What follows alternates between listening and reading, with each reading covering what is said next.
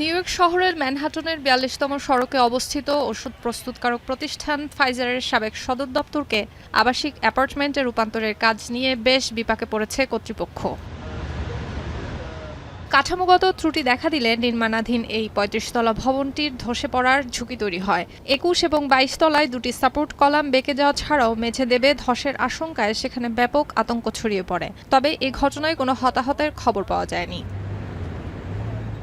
গেল মঙ্গলবার স্থানীয় সময় সকালে ভবনটিতে কর্মরত নির্মাণ শ্রমিকরা প্রথমে ভবনের ভেতরে ফাটল দেখতে পান।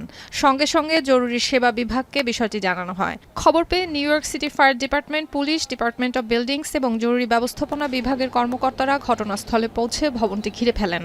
এরপর কর্তৃপক্ষ দ্রুত ভবনের পার্শ্ববর্তী স্কুলের কয়েকশো শিশু, একাধিক আবাসিক ভবনের শত শত বাসিন্দাদের অন্যত্র সরিয়ে নেয়। এলাকা জুড়ে যানবাহন চলাচল বন্ধ করে দিয়ে নিরাপত্তা বলয় গড়ে তোলা হয়।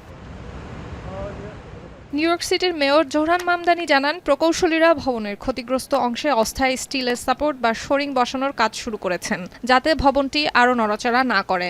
আপাতত পুরো ভবন ধসে পড়ার কোনো ঝুঁকি নেই, তবে মেরামতের কাজ শেষ না হওয়া পর্যন্ত ভবনটি বন্ধ থাকবে। তদন্ত হবে ঘটনার প্রকৃত কারণ উদ্ঘাটনে। One of the questions that we were asked yesterday was about the question of the movement of the structure.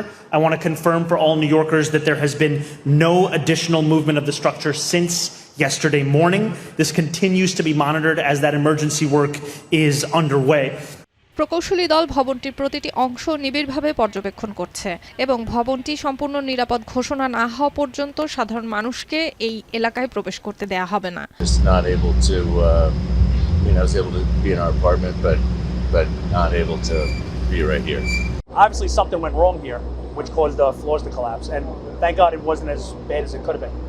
প্রকল্পটির প্রকৌশলীরা জানান, ভবনটিতে প্রায় ১৫০০ অ্যাপার্টমেন্ট নির্মাণের পরিকল্পনা রয়েছে, যা নিউ ইয়র্ক সিটির ইতিহাসের সবচেয়ে বড় অফিস থেকে আবাসন প্রকল্পের রূপান্তর প্রকল্পগুলোর একটি। তবে প্রকল্পটির বিরুদ্ধে অতীতে একাধিক নিরাপত্তা বিধি লঙ্ঘনের অভিযোগ এবং জরিমানার রেকর্ড রয়েছে। তাই সাম্প্রতিক এই ত্রুটির ঘটনায় নির্মাণ কাজের নিরাপত্তা বিধি ঠিকমতো মানা হয়েছিল কিনা তা নিয়েও প্রশ্ন উঠেছে।